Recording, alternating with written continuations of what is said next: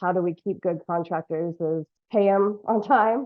I think we're hands down the best at it. I've heard it. And communicate all the time. And when it comes down to those big things, they're going to be there like before they go to anyone else. So I think just having communication and a natural relationship with vendors is a great thing to have in your back pocket. One little tip that I have that I learned this the hard way, it took me years and years to figure out, is when we were first getting started and we were managing, I don't know, 5 properties or something like that, I would try to negotiate with vendors. I would get a plumber or an electrician who answered my call, and they went out and did exactly the work I asked them to do right when I asked them to do it, and they did a good job. And then I would try to negotiate pricing with them. And that's a really great way to have good vendors not return your phone calls. And when you need them and they know that you're the guy who, at least I'm speaking for myself, I thought I was a big shot. I thought I was the top dog in town when we're managing 5 properties, and that people would be begging me for my business. They don't care. They're working with other property managers that have 1,500 properties. I'm nothing to them.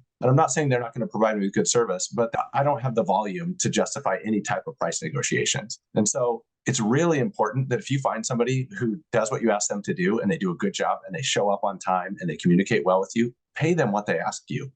When you need them, you will not regret paying them a fair wage. So I'm just throwing that out there that I personally have burned bridges with lots of contractors by trying to negotiate pricing and then realizing later that they didn't want to work with me anymore because, to be completely frank, I was a pain in the ass, and they had easier people to work with. So if you find a good contractor, I'm sure everybody here knows a good contractor is like gold. So if you find a good one, develop a relationship with them. Don't look at it as you're the client and that they're supposed to be serving you. Find ways that you can serve them so that they're on your team when you really need them.